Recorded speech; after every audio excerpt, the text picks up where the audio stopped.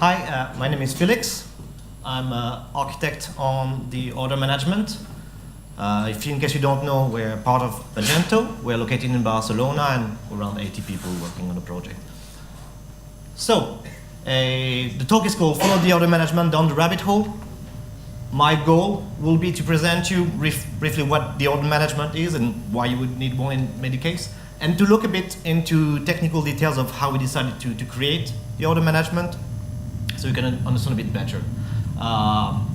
Then we look at the concept of integration, which is quite important in our setup. It's based on the way we are architecture, the whole solution, the ecosystem. And then we look a bit how we are processing message internally, because this has an effect on the outside. There are different ways to interact with us. So, just a little warning before we start. No H in this presentation will be pronounced. So, just I hope that's okay for you. So you'll be Alice and I'll be the rabbit, and let's start. So briefly, what is an order management and what it does? So this is pretty much the ecosystem that we try to do when we are in an order management product. So the order management is in the middle here. This is a SaaS application, so just as a note warning, you do not get the code. We provide APIs, we provide documentation, we provide support, but everything is hosted directly by us. Normally, very important, we always have a front end, because by itself, the order management does not do anything. It's a system that only works in conjunction with other systems. The other system we normally work with are like typical CRM. If you have a POS system, like I know we have some implementers here. When we work with a warehouse, working with a PIM system, and the enterprise resource planner. So, what's important in understanding a bit what it does is, like, we've got to find the boundaries between what is hands on the front end, which is Magento Commerce in our case, and what is on the back end processing. So really, what you see that the important part where it breaks out, it's checkout. From the order management perspective, the front end's job is to transform a visitor into a customer. And us, on the other side, we transform orders into shipment, moving monies, return, refund, payments, and all of that kind.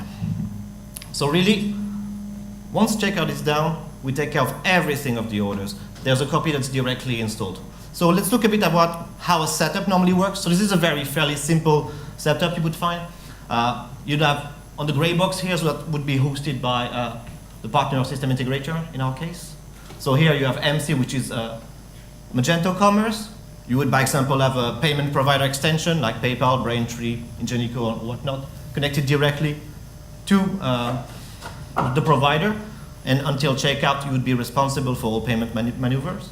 And also, you would have the Magento connector extension, which is what, once it's installed on your Magento Commerce installation, sends us directly all of the data. So you would get synchronized all order when they are placed.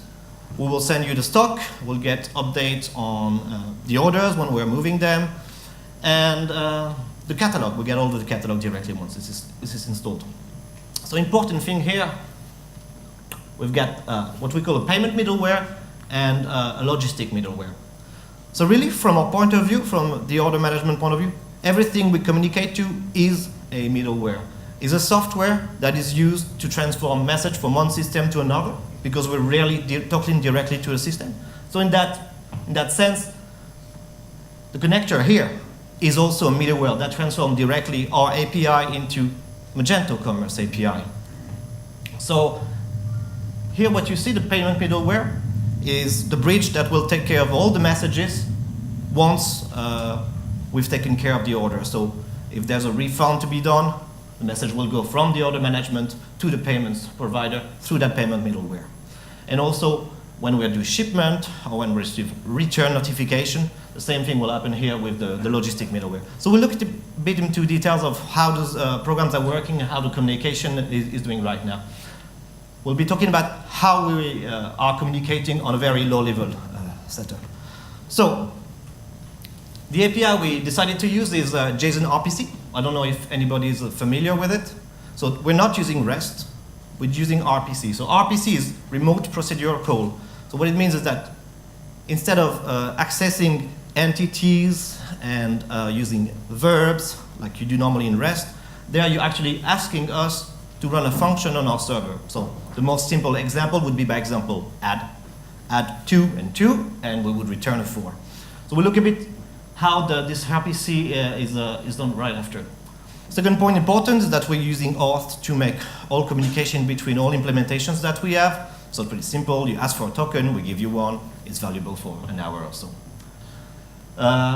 All the messages that we have are defined in a specification that can be seen directly here in the omsdocs.magento.com specification. So all the messages are there. They're quite well documented, and they're all with example and directly accessible.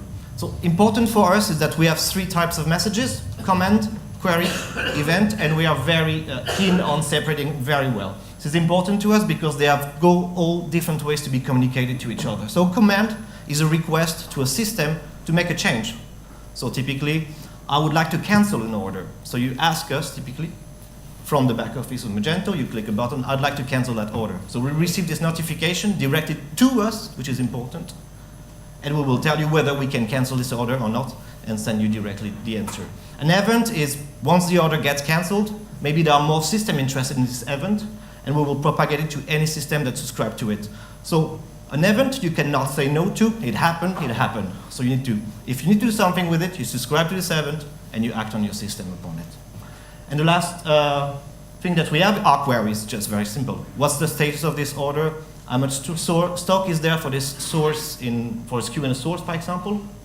And those are direct also to a service. You always make a query to one integration.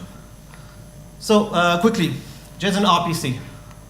That's a very simple message of JSON-RPC. So there's 3 parts. There's the top, which is just the header saying it's JSON-RPC 2.0, which is the standard at the moment. The method is actually the name of the function you will be calling on one of our systems. So here it's magento.inventory.source.stock-management.update, which is roughly saying that you will send a stock update.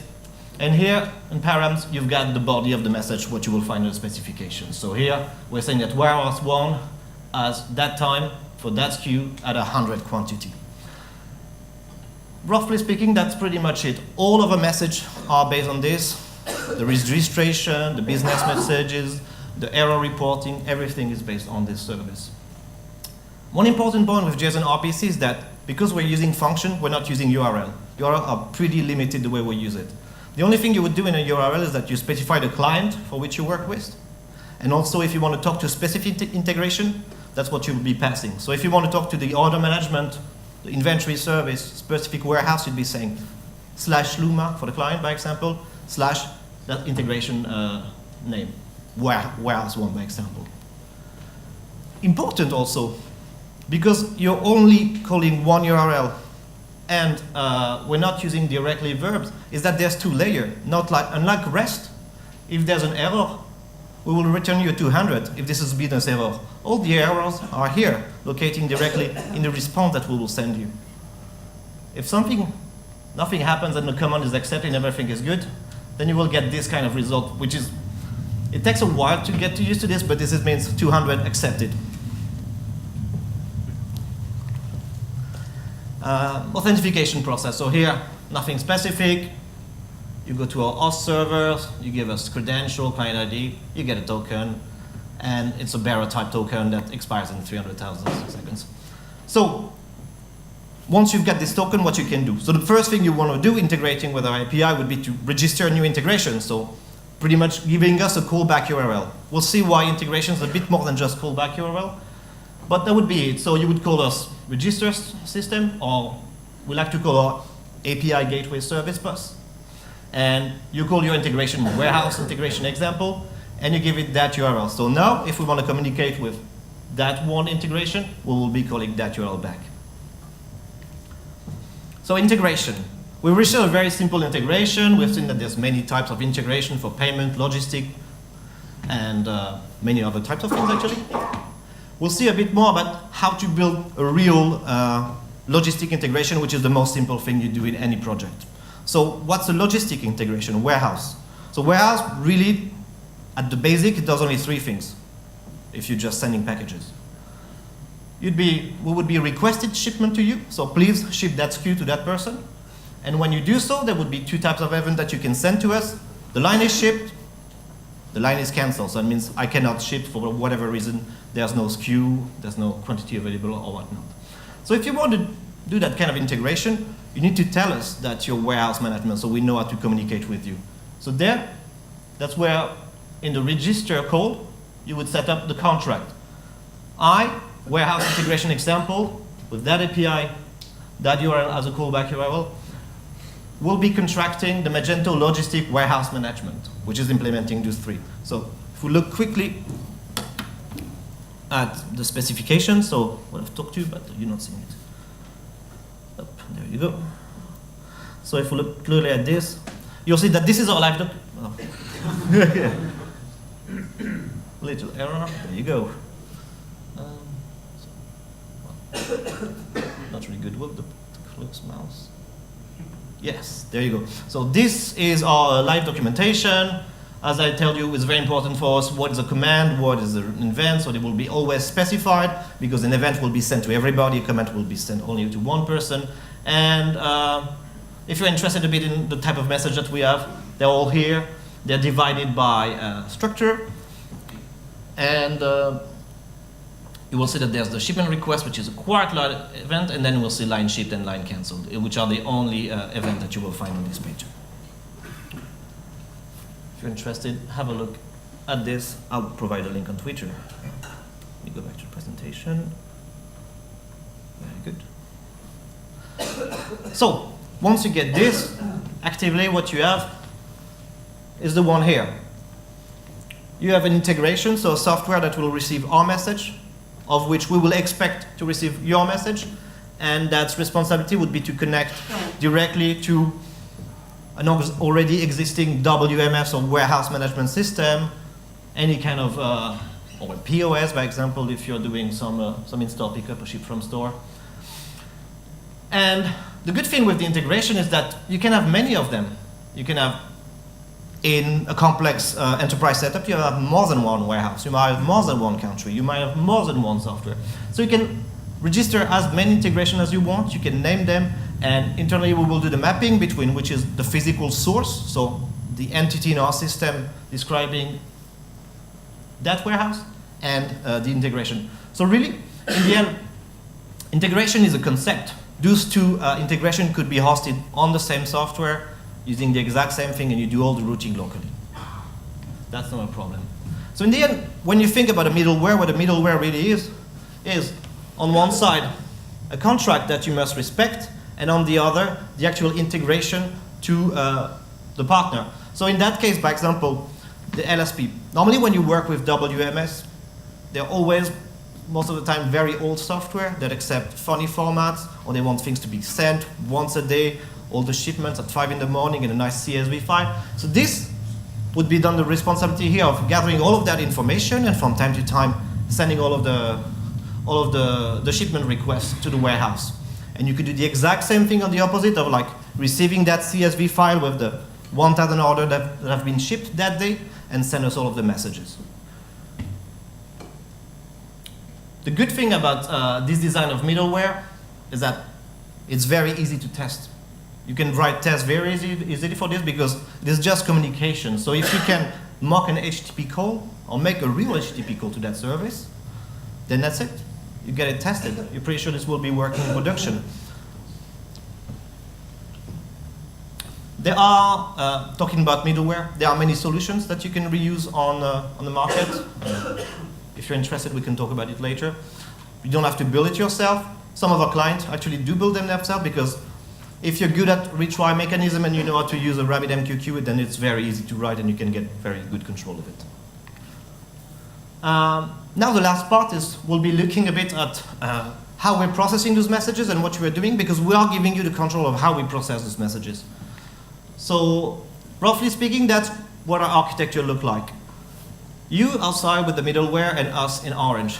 So the part here would be the API gateway with two layers. First, a very thin API gateway written in Go that will do real routing of the message, and then we have a queuing system where we'll be storing or not directly your call. And then at the bottom, you've got our application, which is really many different applications, but we won't get into that.